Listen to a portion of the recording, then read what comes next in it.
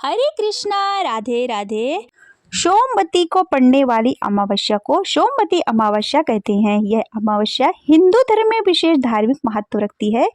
इस दिन सुहागिन महिलाओं द्वारा अपने पति की दीर्घायु की कामना के लिए व्रत रखने का विधान है। इस दिन मौन व्रत रहने से सहस्त्र गोदान का फल प्राप्त होता है, ऐसा पुराणों में वर्णित है। विशेषकर सोमवार को भगवान शिव का दिन हो जाता है, इसलिए सोमवती अमावस्या पर शिव जी की आराधना, पूजन अर्चना उन्हीं को समर्पित होती है। इसलिए सुहागन महिलाएं पति की दीर्घायु की कामना करते हुए पीपल के वृक्ष में शिव जी का वास मानकर उनकी पूजा और परिक्रमा करती हैं।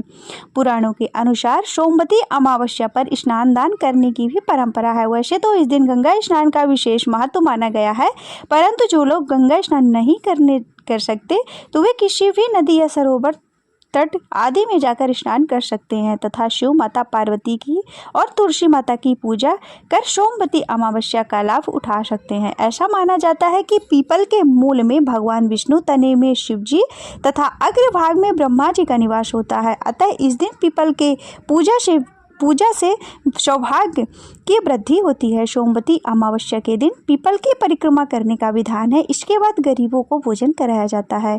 सोमवती अमावस्या के दिन यह भी मानता है कि इस दिन पितरों को जल देने से उन्हें तृप्ति मिलती है। महाभारत काल में से पितृ विसर्जन की अमावस्या, विशेषकर सोमवती अमावस्या पर तीर्थ स्थलों पर पिंड दान करने का भी विशेष महत्व है। सोमवती अमावस्या के दिन सूर्य नारायण को जल देने से दरिद्रता दूर होती है। पर्यावरण को सम्मान देने के लिए भी सोमवती अमावस्या के दिन पीपल के वृक्ष की पूजा करने का विधान माना गया है। सोमवती अमावस्या की पूजन विधि। सोमवती अमावस्या के दिन ब्रह्मा मुहूर्त में उठकर सभी कामों से निवृत्त होकर स्नान कर लें। इस दिन गंगा स्नान जरूर करना चाहिए। यदि आप नदी में स्नान नहीं कर सकते तो घर में ही नहाने के पानी में थोड़ा सा गंगा जल डालकर नहा लें।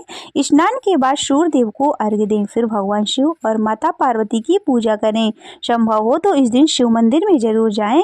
इस दिन अपनी क्षमता अनुसार दान भी जरूर करें। पितरों की शांति के लिए तर्पण और श्राद्ध भी कर सकते हैं। इस दिन विवाहित स्त्रियां पीपल के पेड़ की पूजा करती हैं। पीपल के वृक्ष पर दूध, जल, पुष्प, अक्षत, चंदन इत्यादि चीजें चढ़ाई जाती हैं और वृक्ष के चारों ओर 108 बार धागा लपेटकर पीपल के पेड़ की परिक्रमा की जाती है। कुछ अन्य परंपराओं से इस दिन भंवरी देने का भी विधान है। तो पहली भंवरी धान, पान और खड़ी हल्दी को मिलाकर करें। इसके बाद अपने समर्थ अनुसार जो भी सामग्री हो तो 108 की संख्या से पीपल के पेड़ की या फिर तुलसी माता की भंवरी देनी चाहिए।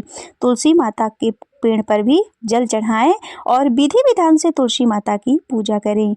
सोमवती अमावस्या के दिन दान करने से आपको हजारों गौ जितना फल प्राप्त होता है। यदि आपको आर्थिक तंगी का सामना करना पड़ रहा है तो सोमवती अमावस्या पर तुलसी के पेड़ की 108 बार परिक्रमा करें। पति की लंबी आयु के लिए सोमवती अमावस्या के दिन पीपल के पेड़ की पूजा अवश्य करें। यदि कोई व्यक्ति पितृदोष से पीड़ित है तो उसे सोमवती अमावस्या पर पितरों का पिंडदान और तर्पण करना चाहिए। कहते हैं कि जो कोई भी सोमवती अमावस्या के दिन पवित्र नदी में स्नान करता है उसे समृद्धि, स्वस्थ और खुशहाल जीवन प्राप्त होता है। सोमवती अमावस्या की कथा। एक समय की बात है, किसी गांव में एक ब्राह्मण रहता था जिसकी एक कन्या थी। सर्वगुण संपन्न होने के बाद भी उस कन्या का विवाह नहीं हो पा रहा था।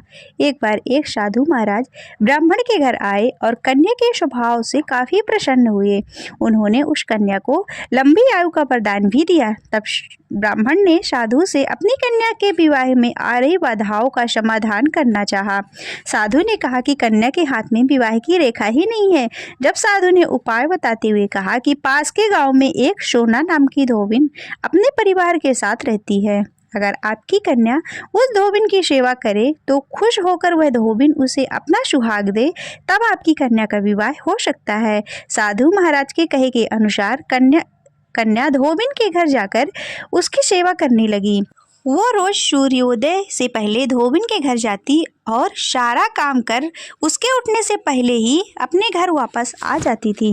घर का सारा काम हुआ देखकर धोबिन को बहुत ही खुशी मिलती, क्योंकि उसे लगता था कि उसका सारा काम उसकी बहू कर रही है। एक दिन उसने अपनी बहू से कहा कि तुम कितनी अच्छी हो, तुम सुबह जल्दी उठकर सारा काम निपटा देती हो।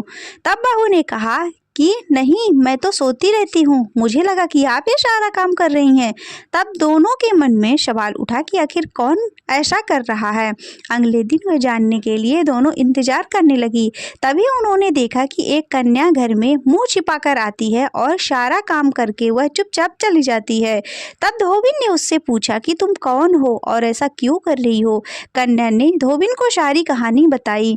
इस पर सोना कन्या की मदद करने के लिए तैयार हो गई। अगले दिन सोमवती अमावस्या थी और सोना को इस बात की जानकारी थी कि अगर उसने कन्या को अपना सुहाग दे दिया तो उसके पति की मृत्यु हो जाएगी। लेकिन फिर भी उसने व्रत भी रखा और कन्या के घर जाकर उसकी मांग में सिंदूर लगा दिया। ऐसा करते ही धोबिन के पति की मृत्यु हो गई। घर लौटते वक्त सोना ने पीपल के पेड़ की परिक्रमा की और अपना व्रत को पूर्ण किया। और जब घर वह लौटी तो उसने देखा कि उसका पति जिंदा हो गया है। कहते हैं तभी से सोमवती अमावस्या का व्रत का महत्व काफी बढ़ गया है। बोलिए शंकर भगवान की जय।